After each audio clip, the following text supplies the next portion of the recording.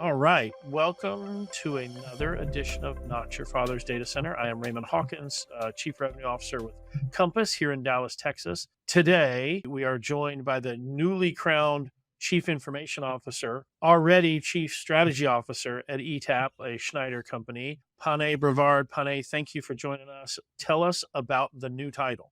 The new title, well, one, thank you for having me. I know we've been waiting to do this for a while. And then, the whole Dallas New York Giants game got in the way. And For then I, sure. and then I had to see the New England Patriots fall from grace. But yes, Precipitous fall from grace, we might say.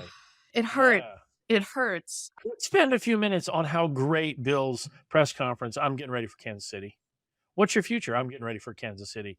I mean, that was epic. It's epic, Bill Belichick. It really is. Just like a few years ago when we're on to Cincinnati. Oh, Yeah. okay. Yeah. Right. But just moving forward without a plan or moving forward without any signs of change to your plan. Yeah. Just get us a good draft pick for next year, and then I'll Honey, are you advocating tanking already? Is that what you're saying? No, I would never advocate for tanking. I want us to fight as hard as possible, knowing the long-term play here. Okay. Let's fight hard and keep the draft in mind, is what I think I hear you saying. Yes, right. Because there's always the short-term gain, but it's the Yeah. long-term play. That's That's the right. strategy That's right. side of me. Delayed gratification is key, even in the Build it up. NFL draft. All right, Phanney. So you and I know each other, but the folks that listen to us don't. So tell us a little bit about you. Okay. And then, and if we end up back at football, it will not shock any of our listeners because that happens a lot on this show. But we'll try to stay focused on Schneider. All right. Interesting fact about me is that I am number 6 of 7 kids. So I have 5 older siblings and a younger sister. And we've been in Boston pretty much my whole life. We immigrated here from Cambodia, escaping the Cambodian genocide in the early 80s. If you ask anyone, I'm as American as apple pie. Then there's this other half of me that is defined truly by, what my family has gone through to escape that war, to, pursue happiness and freedom here. And then when I think about the path that has led me along the way to where I sit today, it's quite remarkable given all of the adversity that we had to overcome. But along the way, I also realized I was in a very unique position in my family being number 6 because I grew up here. But I had 5 older siblings, 3 in which are older brothers. One's a police officer, so I had no boyfriends growing up. Mm-hmm. It really did allow me to look at the world quite differently from my siblings, but use that different perspective to help them because they were much more impacted by what they've been through. They remember everything from the concentration camps. They remember being separated as kids from my parents, and I actually was profoundly born on a refugee camp on the way here from Thailand. Wow. So all of that, the cumulative effect of all of that really did shape who I became today in terms of a profession, being that rational, logical person, knowing that it isn't always about short-term gratification, as we talked about in football. It's about the longer-term play and making sure people understand the implications of that because I grew up with 2 cultures. Fun fact, right? Being in a big family, but being kind of almost the baby, but the matriarch, it's a blessing, but it's also been quite the journey as well. Not all decisions are easy to make. Yeah, we've done lots of episodes, and don't think we've ever had a 6th born or a 6th of 7, and certainly not one that's family mate. So I want to make sure I get this right. Your parents left Cambodia with 5 kids. 6. Escaped Cambodia, 5 kids, and your mom pregnant. Yes. That just that right there takes. I mean, certainly escaping Cambodia and the war there and the genocide there. I mean, that was brave. But doing it with 5 kids and mom pregnant, and you were born in Taiwan on the way Thailand to the U.S. Thailand, okay, Thailand on the way here. Holy moly, how wild is that? It's quite wild, and it's sad because I don't have a lot of history to share beyond some of those facts because it uncovers a lot of pain for my older siblings. So there's an age gap of almost 15 years between the eldest to my younger sister. Growing up, I wanted to learn more and hear more. It was never voluntary. And I was always afraid to ask because there was a lot of pain behind those memories. But then the moment I'd ask questions, it would trigger those experiences and those emotions. And us having a Chinese Korean last name Kim, we were very much targeted by those who were from the communist regime. So unfortunately, on my father's side, there was a lot of loss, a lot. So he had to make the decision too. Do I stay and risk my entire family, but take care of all of my nieces and nephews because my brothers and sisters were killed? Or do I try to at least save my children? Because if we stay, there was a lower chance of survival. And they managed to escape, walking from the capital city of Cambodia all the way to Thailand, to where I was eventually born. Brave man for sure. Yeah, I miss him every day. That will set the tone for your family, a bold, brave move like that, for sure. Yes. Did all of you settle in Boston and are still in the area today? Pretty much throughout the New England region. We do have one semi-Yankee fan. We kind of keep her out in Connecticut for that. Yeah, try not to talk about her. Yeah, for sure. But for the most part, all of us are in Massachusetts, Rhode Island, and Connecticut. We stayed pretty close. And every family has one. Every family has one, Phanney, right? Yes. You can't explain it. And then we also tried it because we only have my mom, Crouching Tiger, left. It's hard to leave her because she is 81 years old. And even at 81, her nickname is Crouching Tiger because she's still really mean. I was going to say, I bet she is a force to be reckoned with. She's 4'9". She looks like a sweet old thing. But like on Thanksgiving, she told me that my shirt was really nice because it hides my belly. So thanks, Mom. Thanks, Mom. And that's a little bit about me and the kids. My 11-year-old, my husband is about 6'2". So my 11-year-old took more of his height genes and is currently my size at 5'2". Well, my youngest is 23 now, so it goes fast, Phanney. So I would just enjoy all of it. Yeah, all of the weird stuff, all the crazy stuff, all the frustrations. It goes by quickly. I don't remember who told me this, but they said, Raymond, the days crawl by as a parent, but the years fly by. Yes. And I think that's absolutely true. It is. Going back to the work front, this is where it becomes, and for any of the women that's listening to this podcast, this is where like the work-life balance is such a struggle because, I had sidestepped my career to focus on being a mother because the further I had advanced professionally, the less I was present for my own family. And I made a choice. And, this is, one of the things that aside from, data centers or any industry, the entire world, as much as they empowered us to embrace being at the table, they didn't necessarily change the environment where we could be successfully, right? Be the person we wanted to be at home as a daughter, mother, wife, as well as, aspire to be what we've always been empowered to be, which is the professional, the person who has a seat at the table, the person who's invited to the party. It's always great, but I never had the time to dance. So I took a little bit of a sidestep and here I am. And it's been a struggle over the past 2 months trying to come up to speed with everything. But I've learned along the way how to say no and really prioritize. Phanney, as we think about the next time we're going to have you on, we've got to get Crouching Tiger on. No, she's going to say something about you and make you cry in the first 5 minutes. No, it's all right. We'll just we're just going to give her the mic and just let her have the whole conversation. Do you know Bill Clayman? I do not. So he's a data center guy, and his mom was a sniper in the Ukrainian army. And I'm like, Bill, why are we talking to you? Just get your mom on the phone. We want to talk to her. Well, here's the thing. She will fool you. She'll say the greatest things to you. And then you turn around and next thing you know, there's like a bamboo chopstick flying straight dead center for your forehead. Yeah. I don't want that. All 4'9" of her. All 4'9". All right. You brought up a seat at the table. Let's talk about your new seat at the table. Yes. You chief strategy officer already, but then you decided, hey, that's not enough. How are we doing in IT?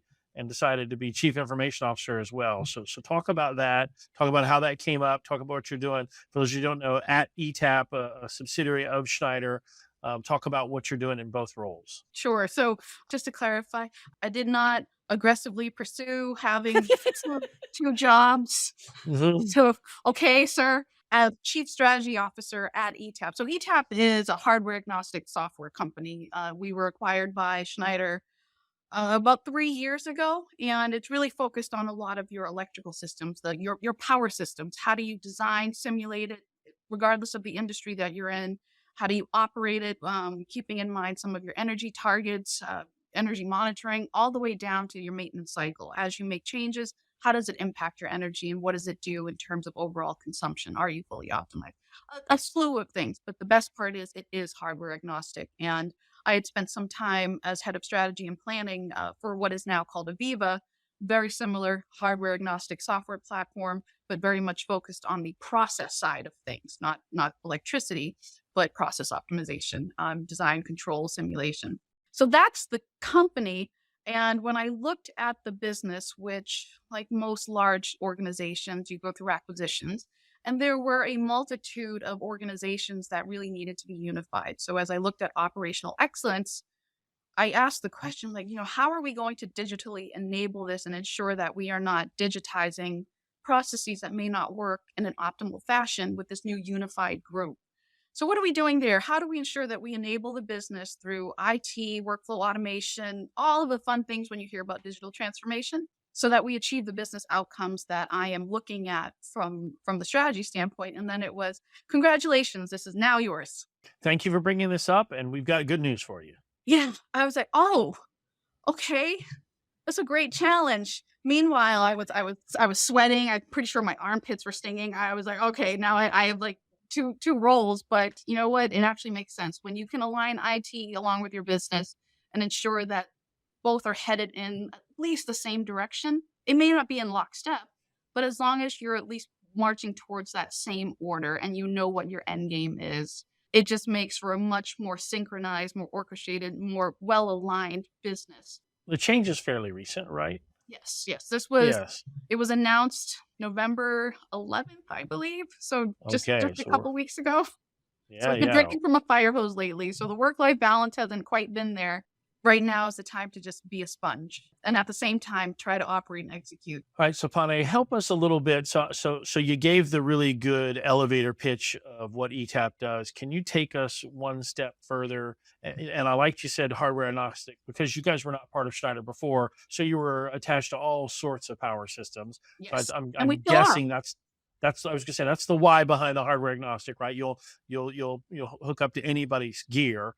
But can you take us one step deeper into what you're doing when you're monitoring all these systems? Of course. So, and I did want to say we were always considered, part of Schneider, right? So we are a Schneider company, we are a Schneider brand, but because of the agnostic nature, there was a reason why Schneider left us and other software companies like Aviva alone, because it was so important to the industry. Why break that? There's so much value in being able to connect, a variety of different hardware into your data center, into your critical control system.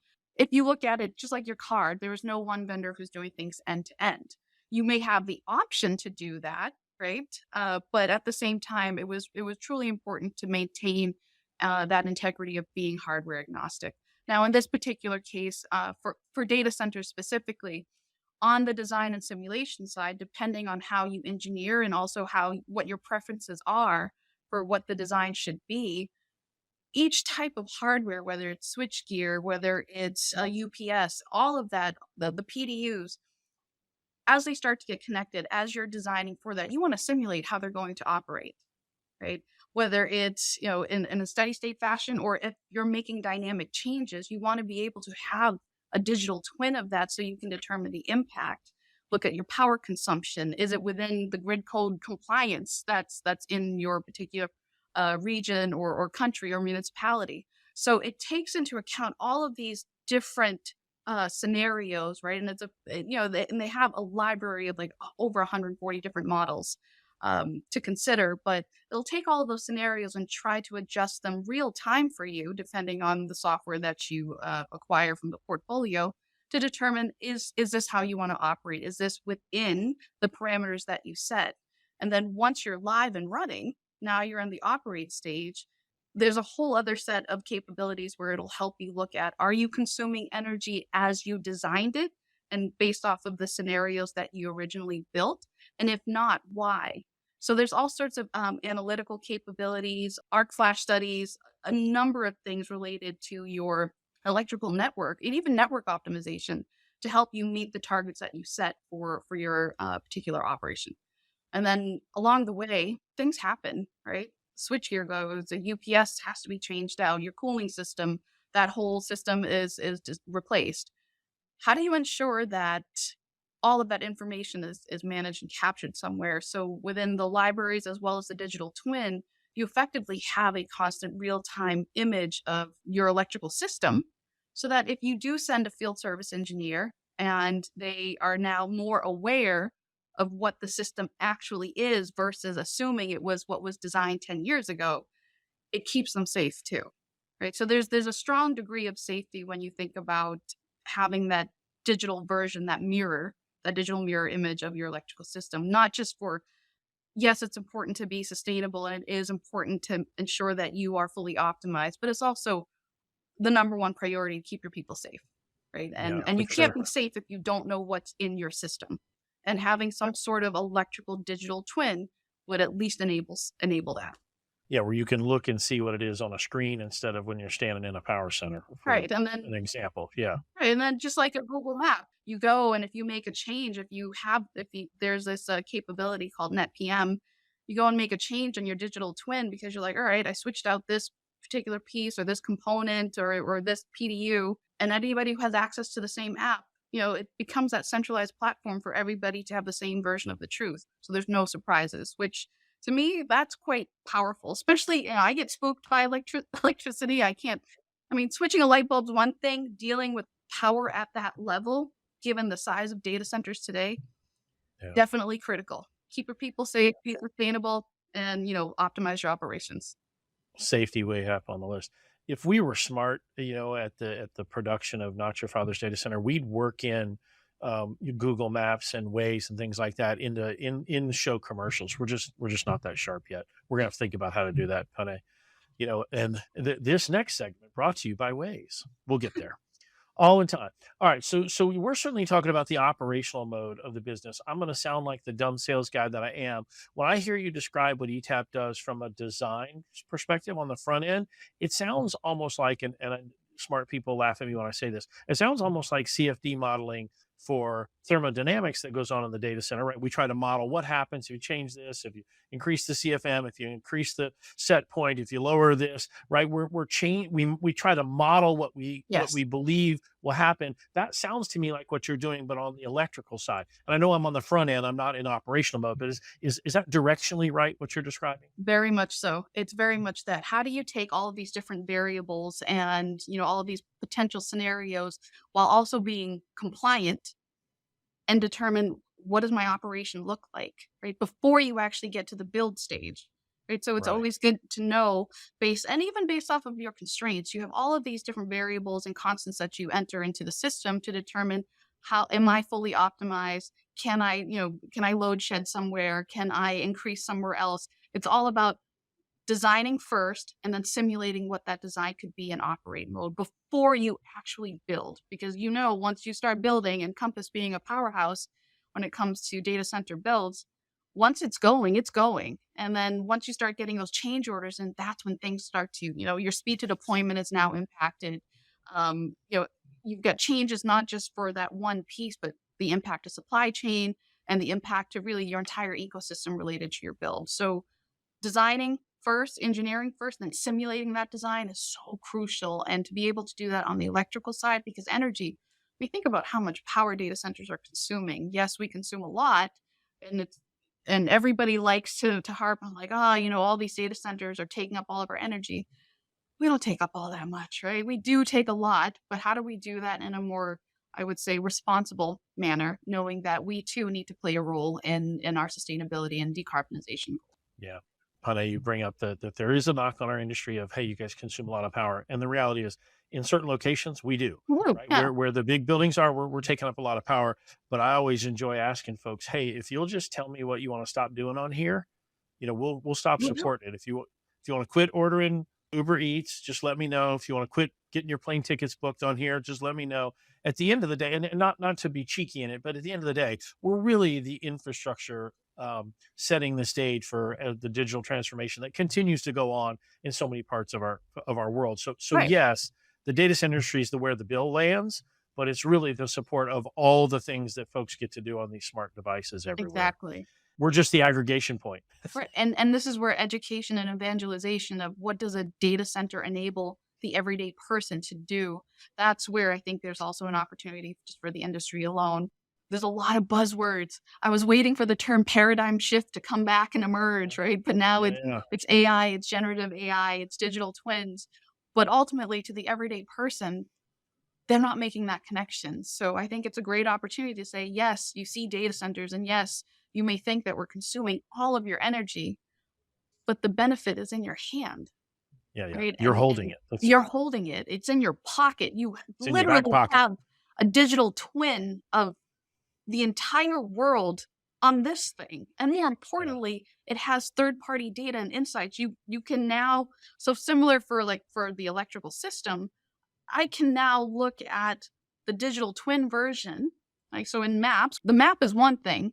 It's knowing the traffic, other routes. Was there an accident? Yeah. Why is there traffic? I want to see the icon. Yeah. Because we are human and we want to know, but all of those additional elements, that's pretty much what ETAP can do. You have your electrical design, which is really just a digital map, but it's all the other insights, right? Pulling from different types of hardware, the conditions of that hardware to pretty much show you, like, here's what's happening. And if you make an adjustment, here is the possible output, right? So that's the modeling and the simulation piece. So that part's super cool. But to the point back of, people not making that connection, I think as an industry, we get it. But to Crouching Tiger, probably not. Yeah. Whenever I go home for the holidays, I'm always get a kick out of whether it's the next boyfriend who's come with one of my nieces or nephews or whatever, and they what do you do for a living? I just make it easy. I'm in commercial real estate, but no, you have to eventually. No, what do you mean? Oh, or data systems. Well, what next layer, the next layer, the next layer, and eventually you have to try to explain to people what happens in our buildings, and that's always a fun conversation. Wait a minute, you mean when I order an Amazon package, that order goes through a building somewhere? Yes, it does. There's a server somewhere in a building being energized and being cooled and being housed, and it's where your order went when you hit that button. And then that sent an order to a warehouse, and then that put something on a truck, and it's always fun to talk through. All right, you used a phrase that I'm going to admit that I'd not heard until we talked today. I've not heard the phrase digital twin. Kind of the background of that. I think I can infer what it is, but I'd love to hear a little bit because it sounds like it's part of ETAP's story that you tell when you explain to folks what you're doing for them. Will you take 2 or 3 minutes and get a little deeper into what you mean by digital twin? Of course. So, and I actually just did a webinar with MIT last week because they had a huge focus on digital twin because the term is starting to become so pervasive, right? And like I make fun of it, like paradigm shift. Is it just another buzzword? But in reality, for ETAP, it's an intelligent model. It's a mirror, the digital mirror of what's truly happening, whether it's, in this case, a map, in ETAP's case, your electrical system. But before you even design the map, you want to make sure that your routes or roads are optimized.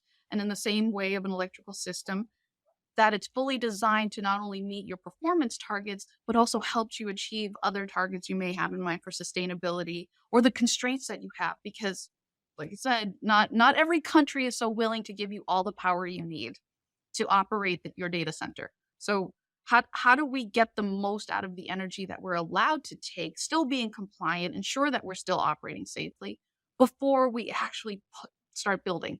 So the idea of the digital twin is really, it's an intelligent model, but it becomes that centralized platform for any of the stakeholders who are involved in the value chain to have that end-to-end continuity of data so that everyone is essentially on the same page. It's your single version of the truth. But there are a number of assumptions behind it, that everyone's connected to it, everybody has access to it. And like most software companies, it all depends on what you choose, right, to have access to. But the whole idea is, as you're designing, as you're simulating, know that you are already in the process of creating a digital twin, your digital mirror of your actual system. And as you adjust along the way, anybody who's connected to it through that digital twin, that digital mirror, will also be informed. This way you can operate more confidently and also operate with full safety along the entire value chain. So I've got sensors on all this electrical equipment, and that's what's feeding back to my twin and giving me, because I start with a design. There's nothing deployed yet. I start with a design, then I deploy it, then I operate it. And at that operational stage, I'm getting real world data back from all of these devices. And that's what's informing my digital twin. Is that essentially what we're saying? Essentially, like whether it's through sensors or even just, not everything has a sensor. Right. But as changes are made and it's updated in the system or in the platform, those changes are then modeled into the rest of the fuller I gotcha. system so that you understand the impact. Because, with IoT, yes, everybody wanted everything connected, but sometimes not everything needs to have that sensor. Right? Fair. I don't need to know when the last time my toilet flushed, right? Like there are Yeah, just some yeah, things that just doesn't make sense. But yeah. in terms of the number of things that we can connect, it's great when it gives you data, but data doesn't matter without contextualization.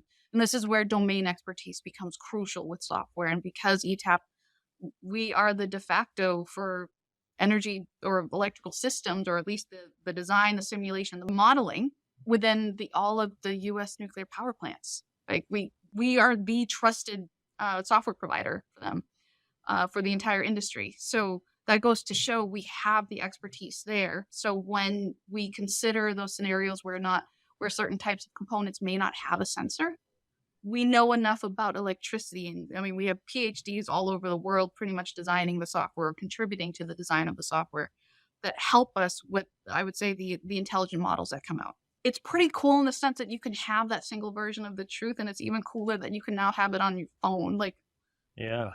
Electrical system of power management on your phone. It's you would have never thought this 10, 15 years ago when we were all on MapQuest, hoping not to miss that turn because that's all I had for directions. Right now, MapQuest.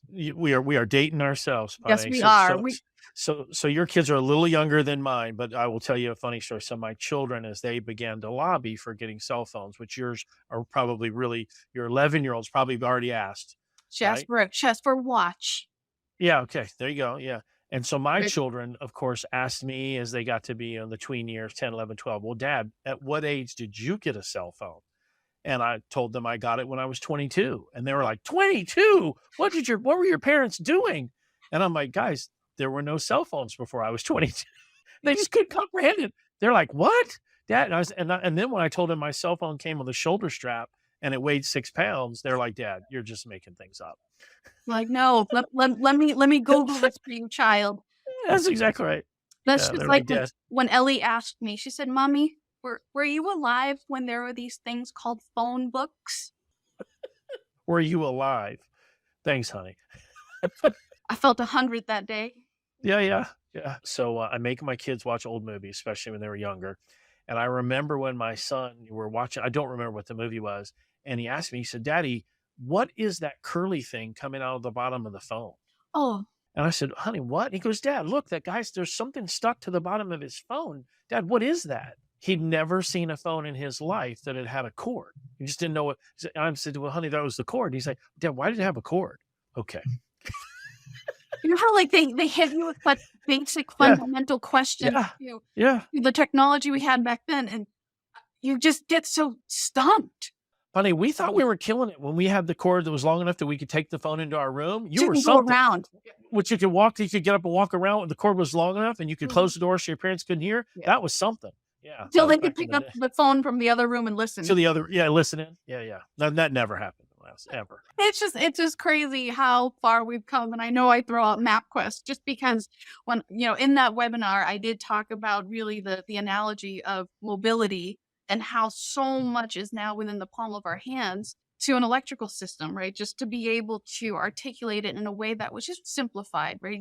I have the experts, I'm not a technical expert within ETAP, but we have all those experts that can walk you through, steady state to dynamic simulations, right? One-line simulations. But for me, I wanted it to be an opportunity for people to realize that the value of having an intelligent model that's pretty much a digital mirror of your system can just really ensure not only, again, from an operational standpoint, the optimization, the excellence, the ability to operate with confidence, right? It's the safety piece too, because now you're much more aware and your awareness is within fingertips reach. And I think to me, that's pretty powerful for any industry. Right? For sure. And then I also say MapQuest because one of my worst memories was printing it out, trying to get from Boston to Times Square. And we missed the exit. And I I didn't know what to do. I remember being like, we need to turn back around and see if we can not miss the exit. This paper doesn't go further. Yeah, that's all I got. We're like, oh my goodness. But it was a fascinating time. And look at how far we've come. Now we have Google, we have Waze, we have Google Maps, we have Apple Maps. It's all pretty amazing. Yeah. All right, Phanney, we've got to convince Schneider to have you back, because I got at least 2 more episodes. We need an all Crouching Tiger episode where we just give her the mic and we just let her talk. It would be epic for her to talk about her journey and life. It'd just be awesome. And then we got to have an episode about nuclear power, because I am convinced that as our world continues to industrialize, continues to grow, continues to prosper, the thing that pulls people and nations out of poverty is industrialization, electrification. We need more electricity. Yes. And I think the only clean answer for that is nuclear. I may upset some people with that, but I think it's the only way we're going to get the volumes of power we need without destroying our planet. And we got to get comfortable with that. And the sooner we can do that, so it's something worth talking about. Absolutely. I think it's a fascinating topic because you cannot help as humans be somewhat conservative, because when you associate when you think of nuclear, the association is, yes, it can give you some great upside and great benefit, including supporting our journey to electrification. But then if mishandled or without the proper safety controls, right? Or without whatever the scenario may be, that's what triggers I don't know if we're ready for that in mass volume to the magnitude that we need. And there's a humanity piece in there too, which is always fascinating, and a part that I think a lot of industries tend to, when we have these types of conversations, not everybody puts in, well, what's this do to society? How do people feel? Right. And I would love to incorporate that in our next discussion. Episodes coming, Schneider Electric Marketing. Come on, guys. We got more to talk about. Featuring Crouching Tiger, all 9 of her, and her daughter, Jabba the Hutt. I can see the promo videos now. Oh, I'm just gonna thunder to you. If you want to do a pre-interview and tell me how you survive, all right. Awesome. Crouching Tiger coming to a podcast near you. Phanney, thank you for joining us. Congratulations on the new role, and also my condolences on the new role. It's a lot. We're going to do great things, and this company's going to do great things, and I so appreciate the opportunity to be a part of this. So thanks again, Ray. We look forward to having you again. Thank you.